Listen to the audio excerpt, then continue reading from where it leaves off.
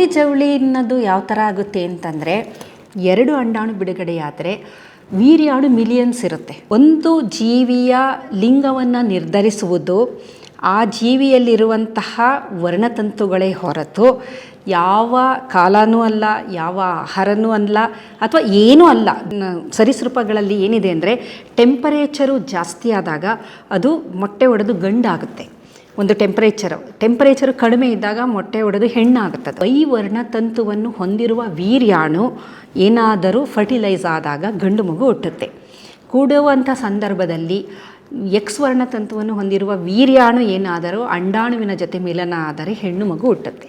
ಹಾಗಾಗಿ ಇದನ್ನು ನಿರ್ಧಾರ ಮಾಡೋದು ಸೆಕ್ಸ್ ಕ್ರೋಮೋಸೋಮೇ ಹೊರತು ಇನ್ಯಾವುದೂ ಅಲ್ಲ. ಭ್ರೂಣದಲ್ಲಿ 2 ಇರುತ್ತೆ.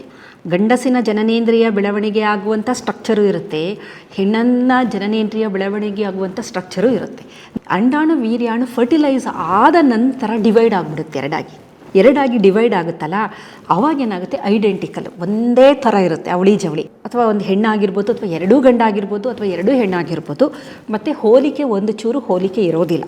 ತುಂಬ ಜನ ಹೇಳ್ತಾರೆ, ಪ್ರೆಗ್ನೆಂಟ್ ಇದ್ದಾಗ ಇಂಥ ಆಹಾರ ತಿಂದರೆ ಗಂಡುಮಗು ಹುಟ್ಟುತ್ತೆ, ಇಂಥ ಟೈಮಲ್ಲಿ ಗಂಡ ಹೆಂಡತಿ ಸೇರಿದರೆ ಹೆಣ್ಪಾಪ ಆಗುತ್ತೆ, ಸಮಯ ಸಂದರ್ಭ ಎಲ್ಲ ಮ್ಯಾಟ್ರ್ ಆಗುತ್ತೆ ಅಂತ ಹೇಳ್ತಾರೆ. ಹೌದಾ? ಈ ಥರನೂ ಇದೆಯಾ? ಖಂಡಿತ ಇಲ್ಲ. ಇದೆಲ್ಲ ಹಿಂದೆ ಜನ ಈ ಥರ ಒಂದು ಮಿತ್ ಅಂತ ನಾವೇನು ಕರಿತೀವಿ ಇದರಲ್ಲಿ ಇದ್ದರು. ಅಂದರೆ ಕೆಲವೊಮ್ಮೆ ಏನಾಗುತ್ತೆ ಅಂದರೆ, ಗಂಡು ಮಕ್ಕಳು ಬೇಕು ಅಂತ ಬಯಸೋ ಅಂಥ ಸಂದರ್ಭದಲ್ಲಿ ಬರೀ ಹೆಣ್ಣು ಮಕ್ಕಳೇ ಆದಾಗ ಈ ಥರದ ಕೆಲವೊಂದು ಸಲಹೆ ಸೂಚನೆಗಳನ್ನು ಕೆಲವರು ಕೊಡ್ತಾಯಿದ್ರು. ಈ ಥರ ಆಹಾರ ಸೇವನೆ ಮಾಡಿದ್ರೆ ಗಂಡು ಮಗು ಆಗುತ್ತೆ, ಪರ್ಟಿಕ್ಯುಲರ್ ಯಾವುದೋ ಒಂದು ಆಹಾರ ಹೇಳಿ, ಅಥವಾ ಈ ದಿನ, ಅಥವಾ ಫುಲ್ ಮೂನ್, ಹುಣ್ಣಿಮೆ ದಿನ, ಈ ಥರದ್ದು ಏನೋ ಹೇಳೋರು. ಮೊದಲು ಗ್ರೀಕ್, ರೋಮನ್, ಬಹಳ ಹಿಂದೆ ಆ ಒಂದು ಇದರಲ್ಲೂ ನಾವು ನೋಡಿದಾಗ ಈ ಥರದ್ದು ಕೆಲವು ಮಿತ್ಸ್ಗಳನ್ನು ಜನರ ಮನಸ್ಸಿನಲ್ಲಿತ್ತು.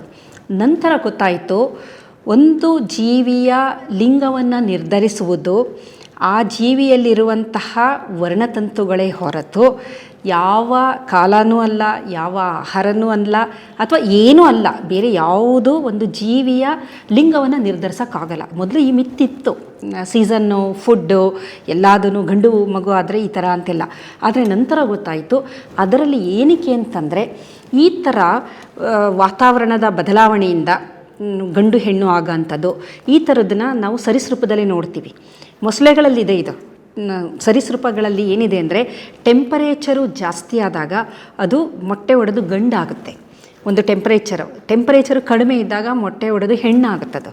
ಆ ಥರ ಬೇರೆ ಅಂದರೆ ಕೆಳವರ್ಗದ ಜೀವಿಗಳಲ್ಲಿ ಇತ್ತು. ಆದರೆ ಮನುಷ್ಯ ಅಂತ ಬಂದಾಗ ಹ್ಯೂಮನ್ ಇಸ್ ಸೋ ಕಾಂಪ್ಲೆಕ್ಸ್. ಈ ಕಾಂಪ್ಲೆಕ್ಸಿಟಿ, ಸಂಕೀರ್ಣತೆ ಜಾಸ್ತಿ ಏನಕ್ಕಾಯಿತು ಅಂತಂದರೆ, ಈ ಥರ ವೇರಿಯೇಷನ್ಗಳು ಆಗಬಾರ್ದು ಅನ್ನೋ ಕಾರಣಕ್ಕೆ ವರ್ಣತಂತುಗಳೇ ಆ ಒಂದು ಜೀವಿಯ ಲಿಂಗವನ್ನು ನಿರ್ಧರಿಸೋ ಅಂಥದ್ದು. ಹಾಗಾಗಿ ಆ ಕೂಡಿಕೆಯ ಸಂದರ್ಭದಲ್ಲಿ ಗಂಡಸಿನಿಂದ ವರ್ಣತಂತುವನ್ನು ಹೊಂದಿರುವ ವೀರ್ಯಾಣು ಏನಾದರೂ ಫರ್ಟಿಲೈಸ್ ಆದಾಗ ಗಂಡು ಮಗು ಹುಟ್ಟುತ್ತೆ. ಕೂಡುವಂಥ ಸಂದರ್ಭದಲ್ಲಿ ಎಕ್ಸ್ ವರ್ಣತಂತುವನ್ನು ಹೊಂದಿರುವ ವೀರ್ಯಾಣು ಏನಾದರೂ ಅಂಡಾಣುವಿನ ಜೊತೆ ಮಿಲನ ಆದರೆ ಹೆಣ್ಣು ಮಗು ಹುಟ್ಟುತ್ತೆ.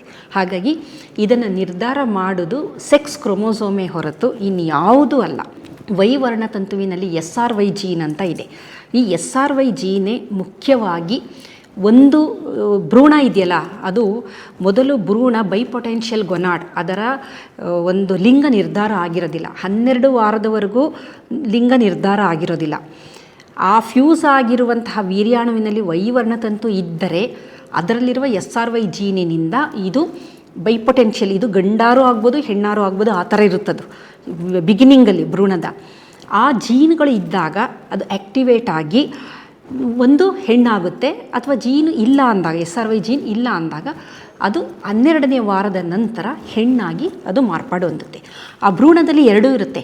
ಗಂಡಸಿನ ಜನನೇಂದ್ರಿಯ ಬೆಳವಣಿಗೆ ಆಗುವಂಥ ಸ್ಟ್ರಕ್ಚರು ಇರುತ್ತೆ, ಹೆಣ್ಣನ್ನ ಜನನೇಂದ್ರಿಯ ಬೆಳವಣಿಗೆ ಆಗುವಂಥ ಸ್ಟ್ರಕ್ಚರು ಇರುತ್ತೆ. ನಂತರ ಅದು ರಿಗ್ರೆಸ್ ಆಗಿ ಈ ಗಂಡಸಿಗೆ ಯಾವುದು ಬೇಕು, ಹೆಣ್ಣು ಆಗೋಕ್ಕೆ ಯಾವುದು ಬೇಕು ಅದು ಮಾತ್ರ ಉಳ್ಕೊಂಡು ಅದು ಮಾತ್ರ ಡೆವಲಪ್ ಆಗುತ್ತೆ. ಅಲ್ಲಿ ಮಗುವಿನಲ್ಲಿ ಒಂದು ಟೆಸ್ಟಿಸ್ ಅಂತ ಡೆವಲಪ್ ಆದಾಗ ಟೆಸ್ಟೋಸ್ಟಿರಾನ್ ಹಾರ್ಮೋನನ್ನು ಬಿಡುಗಡೆ ಮಾಡುತ್ತೆ. ಟೆಸ್ಟೋಸ್ಟಿರಾನ್ ಬಿಡುಗಡೆಯ ನಂತರ ಇತರ ಒಂದು ಎಕ್ಸೆಸರಿ ರಿಪ್ರೊಡಕ್ಟಿವ್ ಆರ್ಗನ್ನು, ಅದು ಮುಖ್ಯವಾಗಿ ನಮ್ಮ ಇದಾಗಿರ್ಬೋದು, ಸೆಮೈನಲ್ ವೆಸಿಕಲ್ಲು, ಎಪಿಡೈಡಮಿಸು, ಪ್ರಾಸ್ಟೇಟು, ಇದೆಲ್ಲದನ್ನು ಬೆಳವಣಿಗೆ ಮಾಡುವಂಥದ್ದು ಟೆಸ್ಟೋಸ್ಟಿರಾನ್. ಸೊ ಇದು ಹಾರ್ಮೋನಿನ ಮುಖಾಂತರ, ಜೀನಿನ ಮುಖಾಂತರ ಆಗುವಂಥದ್ದು. ಅಂದರೆ ವರ್ಣತಂತುವೇ ಈ ಒಂದು ಲಿಂಗವನ್ನು ನಿರ್ಧಾರ ಮಾಡೋ ಅಂಥದ್ದು. ಮತ್ತು ಆ ಫ್ಯಾಮಿಲಿ ಹಿಸ್ಟ್ರಿ ತೆಗೆದು ನೋಡಿದರೆ ಅವರಲ್ಲಿ ಅವಳಿ ಜವಳಿ ಮಕ್ಕಳೇ ಯಾರಿಗೂ ಹುಟ್ಟಿರಲ್ಲ, ಒಂದು 4-5 ಜನ್ರೇಷನ್ನ ತೊಗೊಂಡ್ರೆ. ಆದರೆ ಪ್ರೆಸೆಂಟ್ ಜನ್ರೇಷನ್ಗೆ ಅವಳಿ ಜವಳಿ ಮಕ್ಕಳಾಗುತ್ತೆ. ಈ ಅವಳಿ ಜವಳಿ ಅನ್ನೋದು ಯಾವ ಥರ ಆಗುತ್ತೆ ಅಂತಂದರೆ, ಪ್ರತಿ ತಿಂಗಳು ಹೆಂಗಸಿಗೆ ಒಂದೇ ಒಂದು ಅಂಡಾಣು ಬಿಡುಗಡೆ ಆಗೋಂಥದ್ದು.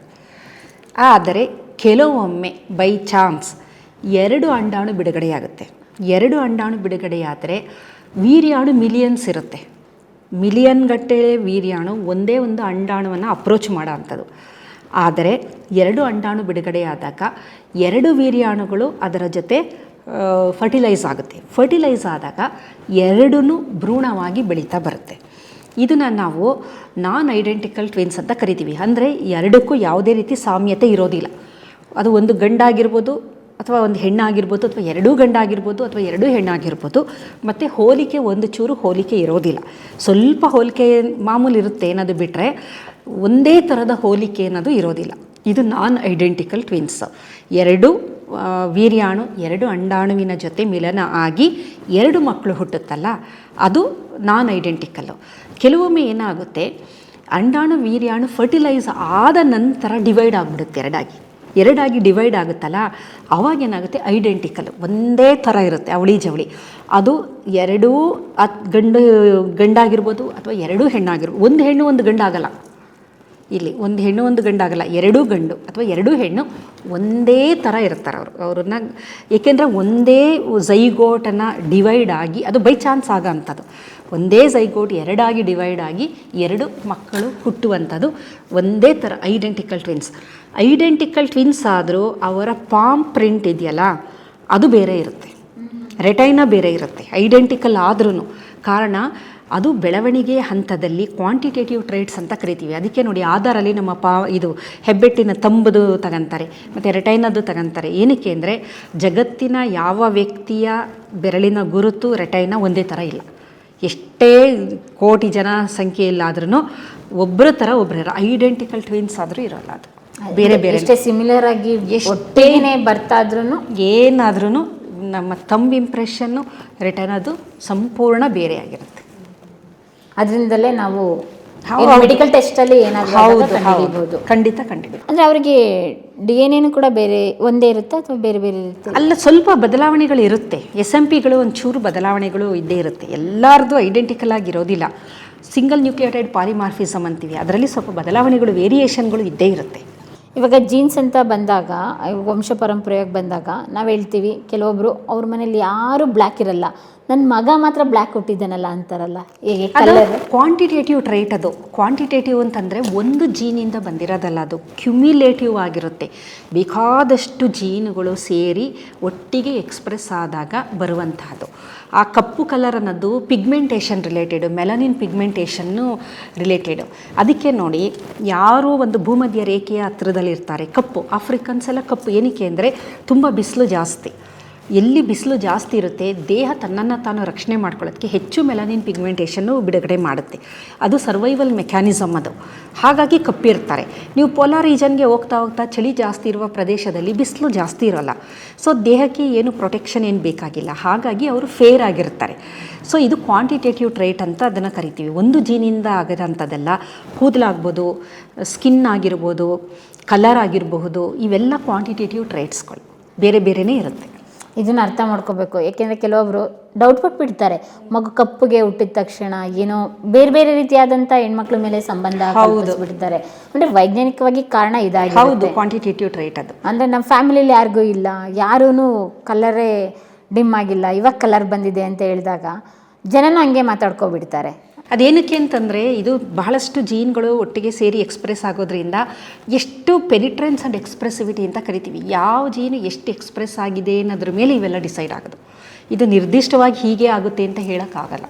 ಇವಾಗ ಕೆಲವೊಮ್ಮೆ ನಾವು ಅಂದ್ಕೊಳ್ತೀವಿ, ಮಗು ಹುಟ್ಟಿದಾಗ ಅಮ್ಮನ ಥರ ಇದೆ, ಅಪ್ಪನ ಥರ ಇದೆ ಅಂತ. ಅದನ್ನು ಐಡೆಂಟಿಫೈ ಯಾವಾಗ ನಿರ್ಧಾರ ಆಗುತ್ತೆ? ಅದು ಈಗ ಒಂದು ಯಾವುದೇ ಒಬ್ಬ ವ್ಯಕ್ತಿ ಜನನ ಆಗಬೇಕು, ಒಂದು ಮಗು ಅಂತಂದರೆ ತಂದೆಯಿಂದ 50% ಜೀನೋಮು, ತಾಯಿಯಿಂದ 50% ಜೀನೋಮ್ ಬಂದಿರುತ್ತೆ.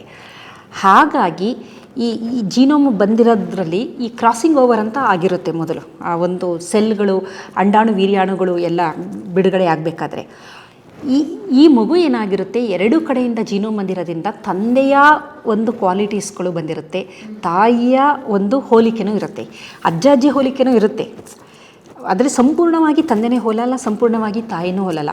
ಇದೆಲ್ಲ ಅಡ್ಮಿಕ್ಸ್ಚರ್ ಅಂತ, ಅಂದರೆ ಇಬ್ಬರ ಎರಡೂ ಇದನ್ನು ಸಾಮ್ಯತೆಯನ್ನು ಮಗು ಹೋಲುತ್ತೆ. ಇದು ಆ ಥರ ಪ್ರಾಸೆಸ್ ನಡೆಯೋಂಥದ್ದು.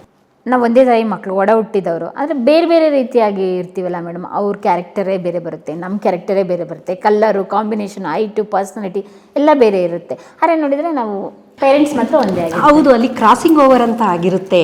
ಪರ್ಮಿಟೇಷನ್ ಕಾಂಬಿನೇಷನಲ್ಲಿ ಬೇರೆ ಬೇರೆ ಇರೋಂಥ ಕ್ಯಾರೆಕ್ಟರ್ಗಳೆಲ್ಲ ಬೇರೆ ಬೇರೆ ಮಿಕ್ಸ್ ಆಗಿರೋದ್ರಿಂದ ಒಬ್ಬೊಬ್ಬರಿಗೆ ಗೆಮಿಟಲಿ ಯಾವ್ದ್ಯಾವುದು ಬಂದಿದೆ ಅನ್ನೋದ್ರ ಮೇಲೆ ಇದೆಲ್ಲ ನಿರ್ಧಾರ ಆಗೋಂಥದ್ದು. ಇದರ ಜೊತೆ ವಾತಾವರಣನೂ ಅಷ್ಟೇ, ಬಿಹೇವಿಯರು ಅಂತೆಲ್ಲ ನೀವು ಹೇಳಿದ್ರಲ್ಲ, ಯಾವ ವಾತಾವರಣದಲ್ಲಿ ಬೆಳೆದಿರ್ತಾರೆ ಅನ್ನೋದು, ಸ್ವಭಾವ, ಇದೆಲ್ಲ ಒಂದು ವ್ಯಕ್ತಿಗಿಂತ ಮತ್ತೊಂದು ವ್ಯಕ್ತಿಗೆ ಸಾಮಾನ್ಯವಾಗಿ ಭಿನ್ನವಾಗೇ ಇರುತ್ತೆ. ಇದೆಲ್ಲ ಮಲ್ಟಿಫ್ಯಾಕ್ಟೋರಿಯಲ್ ಅಂತ, ಎಪಿಜೆನೆಟಿಕ್ ಅಂತಲೂ ಕೆಲವು ಸಲ ಹೇಳ್ತೀವಿ, ಮತ್ತು ನೇಚರ್ ಆ್ಯಂಡ್ ನರ್ಚರ್ ಅಂತಲೂ ಅಂತೀವಿ. ಅಂದರೆ ಜೆನೆಟಿಕ್ಸ್ ಜೊತೆಗೆ ಹೊರಗಡೆಯ ವಾತಾವರಣವೂ ತುಂಬಾ ಪೂರಕ ಆಗಿರುತ್ತೆ ಆ ಒಂದು ಜೀವಿಯ ಬೆಳವಣಿಗೆ ಆಗಬೇಕು ಅಂದರೆ. ಒಟ್ಟಾರೆ ಎಲ್ಲ ಸೇರಿ ಒಂದು ಜೀವಿ, ಒಬ್ಬ ವ್ಯಕ್ತಿ, ಒಂದು ಮಗು ಆಗಬೇಕು ಅಂದರೆ ನೇಚರು ಬೇಕು, ನರ್ಚರು ಬೇಕು, ಎಪಿಜೆನೆಟಿಕ್ ಮಾಡಿಫಿಕೇಷನು ಎಲ್ಲ ಒಟ್ಟಾರೆ ಸೇರಿ ನಡೆಯುವಂತಹ ಪ್ರಕ್ರಿಯೆಗಳಿವೆ. ಇವಾಗ ನೇಚರ್ ಬಗ್ಗೆ ಮಾತಾಡಿದ್ರಲ್ಲ ಮೇಡಮ್, ಇವಾಗ ಜೀನ್ಸಲ್ಲಿ ಏನಾದರೂ ಅವರ ತಂದೆ ತಾಯಿಗಳು ಹ್ಯಾಬಿಟ್ಟು ಮತ್ತು ಬಿಹೇವಿಯರ್ಸ್ ಅದೇ ರೀತಿಯಾಗಿದ್ದರೆ ನಮ್ಗದು ಕ್ಯಾರಿ ಇಲ್ಲ, ಅದೆಲ್ಲ ನಾವು ನೋಡಿ ಕಲಿಯುವಂಥದ್ದು. ಕ್ಯಾರೆಕ್ಟರ್ ಆಗಲ್ಲ, ಹ್ಯಾಬಿಟ್ಸ್ ಇಲ್ಲ ನೋಡಿ ಕಲಿಯುವಂತಹದ್ದು. ಅದೆಲ್ಲ ಕ್ವಾಂಟಿಟೇಟಿವ್ ಟ್ರೈಟ್ಸ್ ನಾನು ಹೇಳಿದೆ, ಕೂದಲು, ಸ್ಕಿನ್ದೆಲ್ಲ, ಬಟ್ ಇವೆಲ್ಲ ನೋಡಿ ಕಲಿಯುವಂಥ ಪ್ರಕ್ರಿಯೆಗಳು. ಇಲ್ಲಿ ಇನ್ಫ್ಲೂಯೆನ್ಸ್ ಆಗೋದು ಹೊರಗಡೆಯ ವಾತಾವರಣನೇ ಜಾಸ್ತಿ ಇನ್ಫ್ಲೂಯೆನ್ಸ್ ಆಗೋದು ಅದಕ್ಕಿಂತ. ಇವಾಗ ಕೆಲವೊಬ್ಬರು ತಂದೆ ತಾಯಿಗಳು ತುಂಬ ಹೈ ಇಂಟೆಲಿಜೆಂಟ್ ಆಗಿರ್ತಾರೆ, ಮಕ್ಕಳು ಅಷ್ಟು ಇಂಟೆಲಿಜೆಂಟ್ ಆಗಿರಲ್ಲ, ಟಾಪರ್ ಆಗಿರ್ತಾರೆ, ಇವರಷ್ಟು. ಇದು ನಾನು ಹೇಳಿದೆ, ಲಕ್ಷಾಂತರ ನಿಮಗೆ ಅಂಡಾಣುಗಳಿರುತ್ತೆ, ಒಂದು ಬಿಡುಗಡೆಯಾಗೋಂಥದ್ದು. ಅದರಲ್ಲಿ ಎಷ್ಟು ಡಿಸ್ಟ್ರಿಬ್ಯೂಷನ್ ಯಾವ ಥರ ಆಗಿದೆ ಗೊತ್ತಿಲ್ಲ. ವೀರ್ಯಾಣುಗಳು ಮಿಲಿಯನ್ ಗಟ್ಟಲೆ ವೀರ್ಯಾಣು, ಅದರಲ್ಲಿ ಯಾವುದು ಸೇರಿಕೆ ಆಗಿದೆ ಅಂತ ಗೊತ್ತಿಲ್ಲ. ಅದರ ಮೇಲೆ ಡಿಸೈಡ್ ಆಗೋಂಥದ್ದು ಇದು. ಹಾಗಾಗಿ ಎಲ್ಲ ತಂದೆ ತಾಯಿಯಲ್ಲಿರುವ ಎಲ್ಲ ಇಂಟೆಲಿಜೆನ್ಸು ಮಕ್ಕಳಿಗೆ ಹಾಗೆ ಬರಬೇಕು ಅನ್ನೋದು ಆ ಥರ ನಾವು ಎಕ್ಸ್ಪೆಕ್ಟ್ ಮಾಡೋಕ್ಕಾಗೋದಿಲ್ಲ ಇಲ್ಲಿ. ಓಕೆ, ನೀವು ಇಷ್ಟೊಂದು ಸ್ಟಡಿ ಮಾಡಿದ್ರಾ, ಇಷ್ಟೊಂದು ರಿಸರ್ಚ್ ಮಾಡಿದ್ರಾ, ಇಷ್ಟೊಂದು ಬುಕ್ಸ್ ಬರೆದಿದ್ರಾ, ನಿಮಗೆ ರೇರ್ ಅಂತ ಕಾಣಿಸಿದ್ದು ಯಾವುದು ಮೇಡಮ್? ಕಾಯಿಲೆಗಳಾಗಿರ್ಬೋದು, ಮತ್ತು ಇವಾಗ ಜೆನೆಟಿಕ್ ಟೆಸ್ಟಲ್ಲಿ ಈ ಥರನೂ ಇರುತ್ತಾ ಅಂತ ಜನಗಳಿಗೆ ಆಶ್ಚರ್ಯ ಆಗುತ್ತೆ ಅನ್ನೋದು. ಎಲ್ಲ ಜೆನೆಟಿಕ್ ಡಿಸಾರ್ಡರ್ಸ್ಗಳು ಜನಸಾಮಾನ್ಯರಿಗೆ ಗೊತ್ತೇ ಇಲ್ಲ. ಹಾಗಾಗಿ ಯಾವುದೇ ನಾವು ಹೇಳಿದ್ರು ಜೆನೆಟಿಕ್ ಡಿಸಾರ್ಡರ್, ಈಗ ಹೀಮೋಫೀಲಿಯಾ ಅಂತ ಅಂದೆ. ಹೀಮೋಫೀಲಿಯಾ ಅಂತಂದರೆ ರಕ್ತ ಹೆಪ್ಪುಗಟ್ಟದೇ ಇರೋ ಅಂಥದ್ದು. ಜನಸಾಮಾನ್ಯರಿಗೆ ಗೊತ್ತಿಲ್ಲ. ಗಾಯ ಆದಾಗ ರಕ್ತ ಹೆಪ್ಪುಗಟ್ಟೋದು ಸರ್ವೇ ಸಾಮಾನ್ಯ. ಆದರೆ ಹೆಪ್ಪುಗಟ್ಟದೇ ಇರುವಂತಹ ಜನಗಳು ಇದ್ದಾರೆ, ಬ್ಲೀಡಿಂಗ್ ಆಗೇ ಸತ್ತೋಗ್ತಾರೆ ಅನ್ನೋದು ಗೊತ್ತೇ ಇಲ್ಲ. ಡೆಲಿವರಿ ಆದಾಗ ತುಂಬ ಜನ ಸತ್ತೋಗ್ತಾರೆ, ಇದು ಕಾಯಿಲೆ ಇರೋ ಅಂಥವ್ರು, ಬ್ಲೀಡಿಂಗ್ ನಿಲ್ಲದೇ ಇಲ್ಲ. ಆಮೇಲೆ ಏನಾದ್ರು ಕಟ್ಟಾದರೆ, ಕೈ ತರಕಾರಿ ಕಟ್ ಮಾಡಬೇಕಾದ್ರೆ ಕೈ ಏನಾದ್ರು ಕುಯ್ಕೊಂಡ್ರೆ ಬ್ಲೀಡಿಂಗ್ ನಿಲ್ಲೋದೇ ಇಲ್ಲ. ಆ ಥರ ಕಳೆದ ಎಪಿಸೋಡಲ್ಲಿ ವಿಕ್ಟೋರಿಯಾ ಫ್ಯಾಮಿಲಿಗೂ, ವಿಕ್ಟೋರಿಯಾ ಫ್ಯಾಮಿಲಿದು ಹೇಳಿದ್ನಲ್ಲ, ಅದೇನೇ ಹೀಮೋಫೀಲಿಯಾ ಅಂದರೆ ಅವರಿಗೆ ಬ್ಲೀಡಿಂಗ್ ಡಿಸಾರ್ಡರ್. ಏನಂತಂದರೆ ರಕ್ತ ಹೆಪ್ಪುಗಟ್ಟುವಂಥ ಪ್ಲೇಟ್ಲೆಟ್ಸ್ ಡಿರೈವ್ಡ್ ಸುಮಾರಷ್ಟು ಒಂದು ಫ್ಯಾಕ್ಟರ್ಸ್ಗಳಿದೆ, ಎನ್ಸೈಮು, ಅದು ಅವರಲ್ಲಿ ಬಿಡುಗಡೆ ಆಗೋದಿಲ್ಲ. ಆವಾಗ ಏನೇ ಕಟ್ಸಾದ್ರೂ, ಏನೇ ಗಾಯ ಆದ್ರೂ ರಕ್ತ ಸೋರಿಕೆ ಆಗ್ತಾನೆ ಇರುತ್ತೆ ಹೊರತು ನಿಲ್ಲೋದಿಲ್ಲ. ಇದು ಜನಸಾಮಾನ್ಯರಿಗೆ ಗೊತ್ತಿಲ್ಲ. ಇದು ಹಾಗೆ ನಾವು ಜೆನೆಟಿಕ್ ಡಿಸಾರ್ಡರ್ಸ್ಗಳ ಬಗ್ಗೆ ಹೇಳ್ತಾ ಹೋದರೆ ಎಲ್ಲ ಹೊಸ್ತೇನೆ, ಏಕೆಂದರೆ ಸಾಮಾನ್ಯ ನೋಡಿರಲ್ಲ. ಎಲ್ಲ ನೋಡೋ ಅಂಥದ್ದು ಯಾವುದು ಅಂತಂದರೆ ಮಧುಮೇಹ, ಬೊಜ್ಜುತನ, ಥೈರಾಯ್ಡ್ ತೊಂದರೆ, ಕ್ಯಾನ್ಸರು, ಆಸ್ತಮಾ, ಇವು ಜೆನೆಟಿಕ್ ಡಿಸಾರ್ಡರೇ. ಇದು ತುಂಬ ಕಾಮನ್. ಇದು ಜೆನೆಟಿಕ್ ಡಿಸಾರ್ಡರ್ಸ್ ಅಂತ ಹೇಳ್ತಾ ಇದ್ದೀರಾ, ಬಟ್ ಹಿಂದಿನ ಕಾಲದಲ್ಲಿ ಇದೆಲ್ಲ ಇರನೇ ಇಲ್ಲ ಅಂತ ಹೇಳ್ತಾರಲ್ಲ.